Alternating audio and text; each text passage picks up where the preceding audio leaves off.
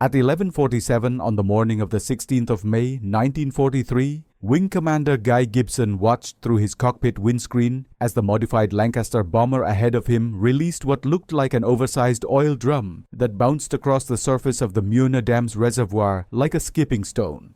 Gibson had spent 6 weeks training his crew to deliver this weapon that the Air Ministry had repeatedly dismissed as physically improbable, that conventional bombing experts called a waste of resources, and that senior RAF officers had argued would never work under actual combat conditions. The weapon, a cylindrical bomb weighing 9,600 pounds, designed to skip across water like a child's stone and then sink against a dam face before detonating, violated every principle of conventional aerial bombing doctrine. Standard bombing theory said you dropped explosives from altitude, aimed for direct hits, and relied on blast effects to destroy targets. Barnes-Wallis's bouncing bomb required flying at exactly 60 feet altitude at exactly 232 miles per hour, while releasing the weapon at exactly 425 yards from target, all while under intense anti-aircraft fire in darkness. The Air Ministry had rejected the concept 3 times before Winston Churchill personally intervened to authorize limited production. Now, as Gibson watched the cylindrical weapon skip 4 times across the reservoir surface, sink perfectly against the dam wall 60 feet below water level, and detonate with a force that sent a column of water 500 feet into the air, he was about to prove that sometimes the most devastating weapons came from engineers willing to ignore what bombing doctrine said was possible. This moment mattered because the German war industry depended critically on water and hydroelectric power from the Ruhr Valley dams. The Möhne, Eder, and Sorpe dams supplied water for steel production, generated electricity for factories, and provided drinking water for millions. Conventional bombing had proven completely ineffective against these massive concrete structures. High-altitude precision bombing couldn't achieve the accuracy needed to hit dam walls, and even direct hits with standard bombs caused only superficial damage to structures designed to hold back millions of tons of water pressure. The dams were effectively invulnerable to air attack using orthodox weapons and tactics, which meant Germany's industrial heartland enjoyed guaranteed water and power supply despite 3 years of Allied strategic bombing. Barnes-Wallis, an aircraft designer with no formal explosives training, had proposed a solution that sounded like something from a Jules Verne novel. Design a bomb that would skip across water like a stone thrown by a child, then sink down the dam face to detonate at precise depth where hydrostatic pressure would multiply the explosive force and shatter concrete that could withstand conventional bombing. Every explosives expert who reviewed the concept said it wouldn't work. The bomb would break apart on water impact. The spin mechanism required for skipping was mechanically impossible to achieve. The delivery parameters were too precise for combat conditions. And even if everything somehow worked, the weapon wouldn't carry enough explosives to actually breach a massive concrete dam. Wallis had built it anyway, tested it obsessively, and eventually convinced Churchill that impossible was just another word for hasn't been done yet. Operation Chastise, the mission to destroy the Ruhr dams using bouncing bombs, was about to demonstrate that sometimes the most devastating weapons came from civilians who approached warfare as an engineering problem rather than accepting military assumptions about what was possible. The engineer who thought like a child. Barnes-Wallis was not a weapons designer. He was an aircraft designer who'd spent his career building airships and bombers, focusing on structural engineering and aerodynamics. He had no formal training in explosives, no background in weapons development, and no experience in military ordnance beyond understanding how to design aircraft to carry bombs. What he did have was a mind that refused to accept limitations other people considered absolute. The problem of the Ruhr dams had been presented at a Ministry of Economic Warfare meeting in 1942. Destroying these dams would cripple German steel production and disrupt the entire industrial base that sustained their war machine. But every bombing expert at the meeting agreed it was impossible. The dams were massive concrete structures designed specifically to resist water pressure, and bombing them effectively would require either impossibly precise direct hits or explosives powerful enough to shatter hundreds of feet of reinforced concrete. Neither capability existed in the RAF's arsenal. Wallis approached the problem differently. Instead of asking, how do we bomb the dams more effectively, he asked, how do we get explosives to the exact place where they'd be most destructive?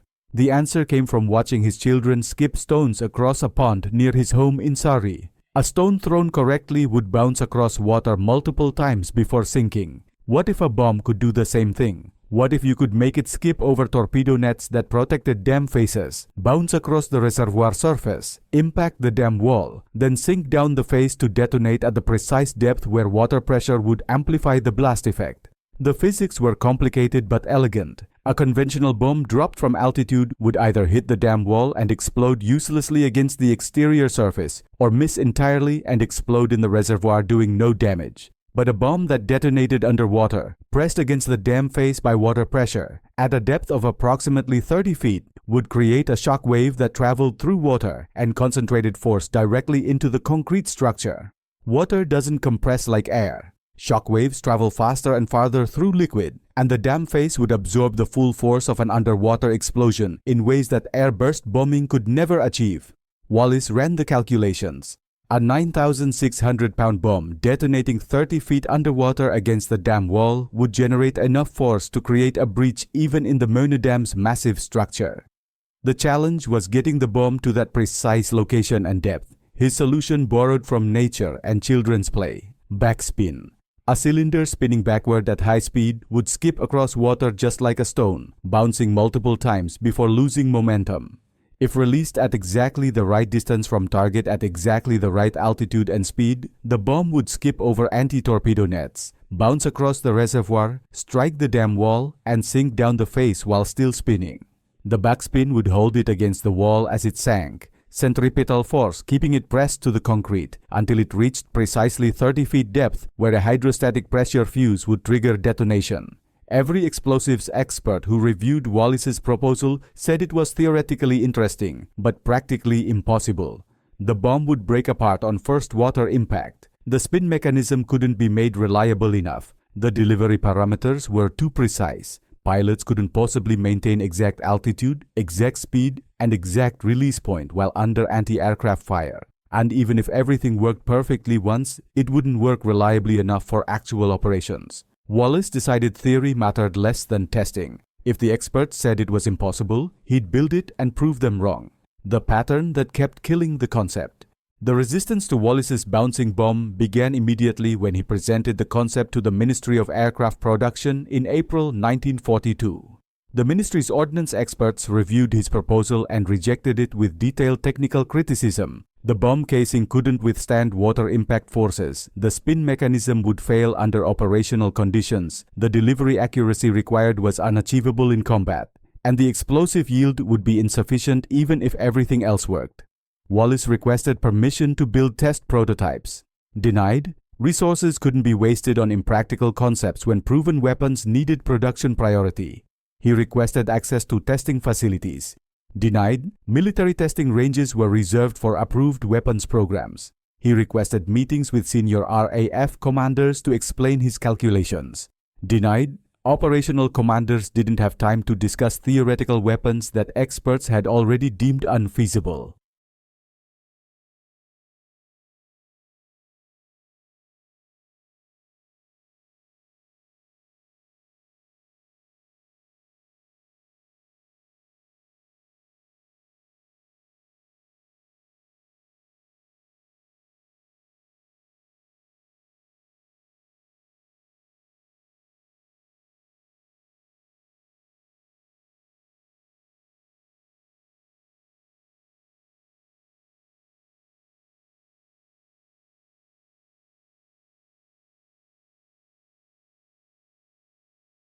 Except conventional bombing wasn't working against the dams. High-altitude attacks achieved perhaps 2% accuracy against precision targets, and even direct hits with 4,000-pound bombs caused only minor damage to massive concrete structures. The dams remained invulnerable. Germany's Ruhr industry kept producing steel, and the RAF kept losing bombers on ineffective missions.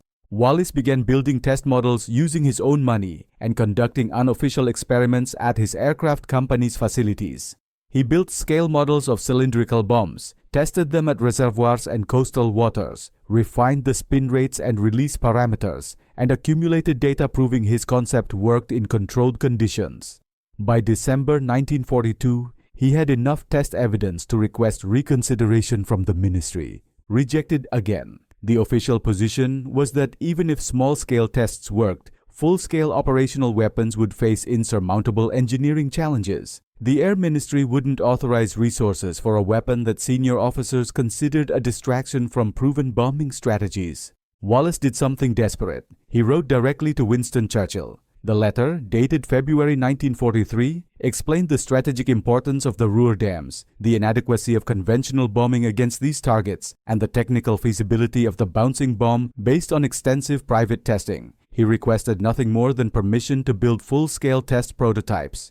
Churchill, who appreciated unconventional thinking and had a personal interest in innovative weapons, intervened personally. On the 26th of February 1943, he ordered the Air Ministry to authorize limited production of test prototypes and provide Wallis access to military testing facilities. The order was clear: test the concept properly, and if it worked, build operational weapons immediately. The Air Ministry complied grudgingly. Wallis had 3 months to prove his impossible weapon worked in full-scale testing. If he failed, the program would be cancelled permanently and resources redirected to conventional weapons, building the impossible weapon. Wallis began full-scale development on the 1st of March 1943. He had 10 weeks to design, build, and test a weapon that every expert said couldn't work, then prepare it for operational use against some of the most heavily defended targets in Germany. The bomb's final design was elegantly simple: a cylindrical steel drum 60 inches in diameter, 50 inches long, weighing 9,600 pounds total, 6,200 pounds of explosives, surrounded by 3,400 pounds of steel casing. The cylinder would be mounted transversely in a specially modified Lancaster bomber, with the long axis perpendicular to the aircraft's direction of flight. Before release, a hydraulic motor would spin the cylinder backward at 500 revolutions per minute. Wall, sink while still spinning and pressed against the face by centripetal force, and detonate at precisely 30 feet depth using a hydrostatic pressure fuse. The engineering challenges were substantial. The steel casing had to withstand water impact forces while maintaining structural integrity through multiple bounces. Wallis designed a welded construction using high-tensile steel with internal ribbing that distributed impact stress. The spin mechanism required a chain drive system powerful enough to accelerate 9,600 pounds to 500 RPM within seconds, then release cleanly without imparting unwanted forces. The hydraulic motor and chain drive filled the bomb bay of the modified Lancaster, replacing standard bomb racks entirely. The most difficult challenge was determining exact release parameters. The bomb had to be released at exactly 60 feet altitude. Lower, and it would impact water too violently and break apart. Higher, and it would dive too deeply and sink rather than skip. Speed had to be exactly 232 miles per hour. Faster, and the bomb would skip over the dam wall. Slower, and it wouldn't reach the target. Release distance had to be exactly 425 yards from the dam face. Any variation would result in the bomb either missing short or overshooting. Wallis developed a brilliantly simple targeting system. 2 spotlights mounted on the Lancaster pointing downward at angles calculated so their beams would converge at exactly 60 feet altitude. When the pilot saw the 2 spots of light merge into one circle on the water surface below, he knew his altitude was precisely correct. A basic triangular sight in the bomb aimer's position provided range estimation. When 2 posts aligned with the dam's towers, release distance was exactly right. Testing began at Reculver on the Kent coast in April 1943. The first test drop failed. The bomb disintegrated on water impact. The second achieved 1 skip before breaking apart. The third skipped twice. The fourth 4 times. By late April, Wallis had refined the casing strength and spin rate enough to achieve consistent 7 to 8 skips across calm water at test ranges. Full-scale dam attack trials used a scale replica of the Möhne Dam built at the Nantygrow Dam in Wales. The prototype bomb skipped perfectly, sank against the dam face, and detonated at the correct depth. The test dam, substantially smaller than the actual target but built to similar specifications, developed massive cracks from the underwater explosion. The weapon worked. The Air Ministry, watching test results that defied their predictions, authorized immediate operational production. Wallis had 6 weeks to produce enough operational weapons for a full-scale raid, while a specially formed squadron trained in the impossible delivery requirements. 617 miles to validation. Operation Chastise launched on the night of the 16th of May, 1943. 19 Lancaster bombers from 617 Squadron, each modified to carry a single 9,600-pound bouncing bomb, departed RAF Scampton at 21:30 hours for a low-level night attack on the Möhne, Eder and Sorpe dams in the Ruhr Valley. The mission profile was extraordinarily dangerous. Fly at treetop level across 600 miles of occupied Europe to avoid German radar, arrive at target at exactly 60 feet altitude, traveling exactly 232 miles per hour, maintain perfect heading while under intense anti-aircraft fire, release the spinning bomb at precisely 425 yards from target, then escape through German fighter defenses during the return flight. Wing Commander Guy Gibson led the first wave of 9 aircraft targeting the Möhne Dam. They arrived at 0:47 hours on the 17th of May. Gibson's aircraft made the first attack run, flying at 60 feet altitude, using the converging spotlight system to maintain height, approaching the dam at 232 miles per hour, while German anti-aircraft guns tracked them with visible tracer fire. At exactly 425 yards from the dam wall, bomb aimer pilot officer Spafford released the spinning bomb. The cylindrical weapon dropped from the Lancaster, struck water, and skipped exactly as Wallis had calculated, bouncing 4 times across the reservoir surface in diminishing arcs, clearing the anti-torpedo nets, striking the Möhne Dam's wall, then sinking down the face while still spinning. 30 feet below the surface, the hydrostatic fuse triggered detonation. The explosion created a shock wave that traveled through water directly into the dam's concrete structure. A massive column of water erupted 500 feet into the air. The dam shuddered but held. One bomb wasn't enough to breach the massive structure.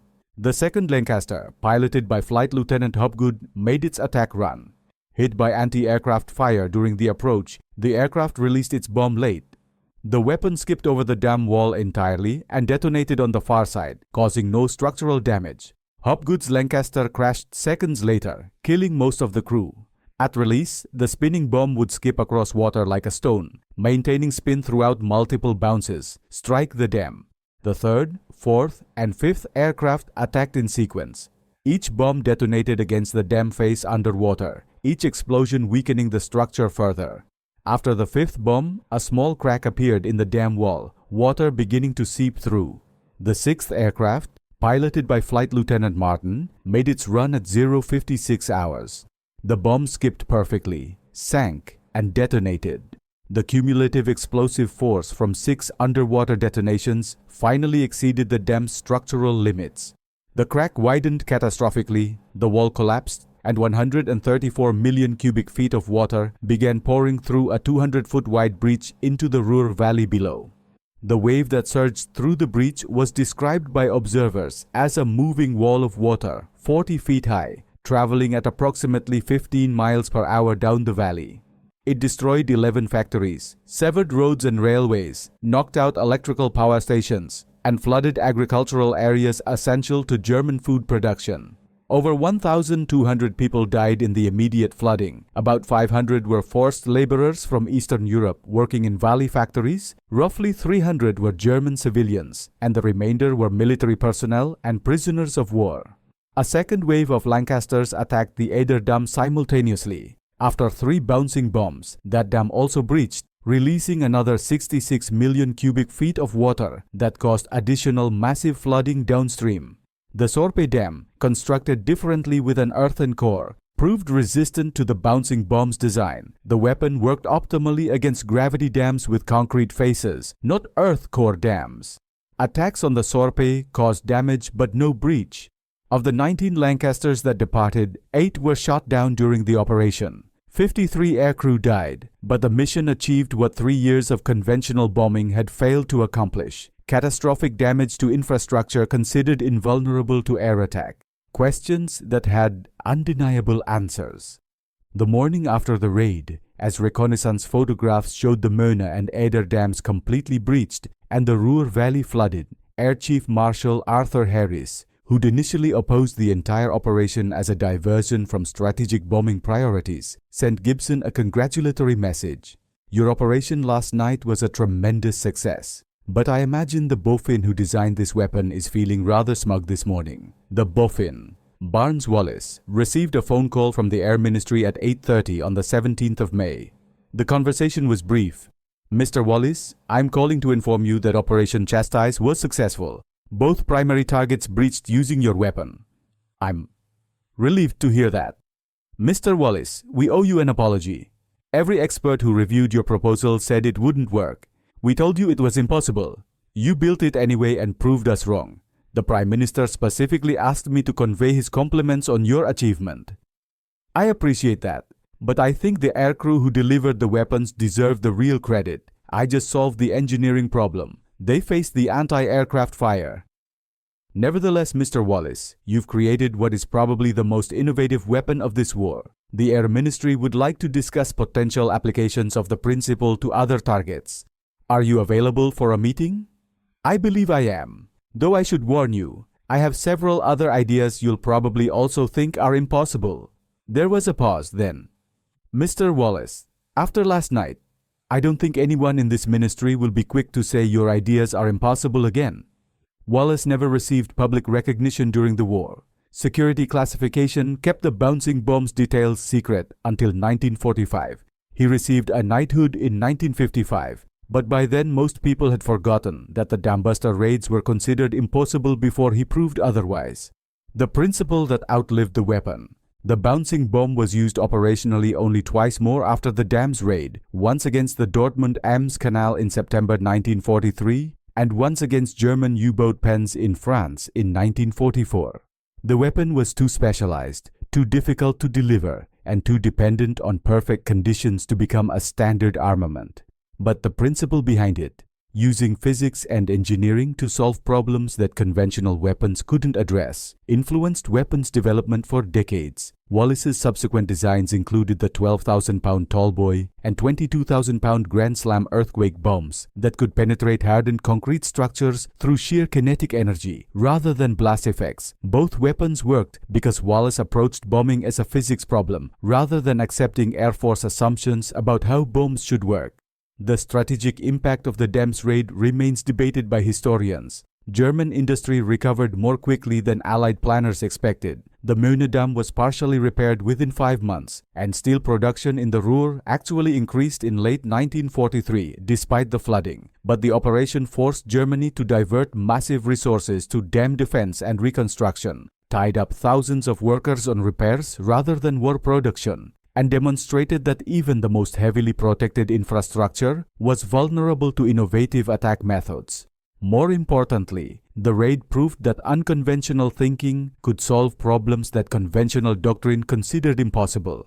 Every expert had said the dams were invulnerable to air attack. Wallis had approached the problem without accepting that assumption, asked different questions, and engineered a solution that worked specifically because it ignored what bombing doctrine said was possible. The engineer who changed warfare. Barnes Wallis continued working on unconventional weapons throughout the war, designing bombs that skipped, bombs that burrowed, bombs that created artificial earthquakes, and aircraft concepts that wouldn't be built for decades. He received the Commander of the British Empire in 1943 for unspecified war work, was knighted in 1955, and continued engineering until his retirement in 1971. He died in 1979 at age 92. Having spent 60 years as an engineer and 6 years changing how militaries thought about solving impossible problems. His obituaries mentioned the Dam's raid, but most focused on his aircraft designs and his contributions to post-war aviation. The lesson wasn't really about bombs or dams or flooding. It was about recognizing that impossible usually means no one has figured out how to do it yet, and that the best solutions to military problems sometimes come from civilians who approach warfare as engineering challenges rather than accepting institutional assumptions about what works and what doesn't. Wallis understood something the RAF's bombing experts initially couldn't accept, that achieving the impossible sometimes required starting from completely different assumptions. Conventional bombing doctrine said you dropped explosives from altitude and hoped for direct hits. Wallis said you bounce them across water like children's stones and let physics do the work. Experts said his approach would never work in practice. He built it anyway, tested it obsessively, and proved that sometimes the best answer to "that's impossible" is "watch me." The dams were rebuilt after the war. The RAF discontinued bouncing bombs once specialized targets were exhausted. But the principle endured. When conventional solutions fail, sometimes you need an engineer willing to ignore what everyone knows is possible and build something that works despite violating every assumption experts hold sacred. 134 million cubic feet of water pouring through a 200-foot breach in a dam that was supposed to be invulnerable to bombing. That was Barnes-Wallis's answer to people who said his weapon was theoretically interesting but practically impossible. Sometimes the best response to institutional skepticism is working hardware that does exactly what theory said it couldn't.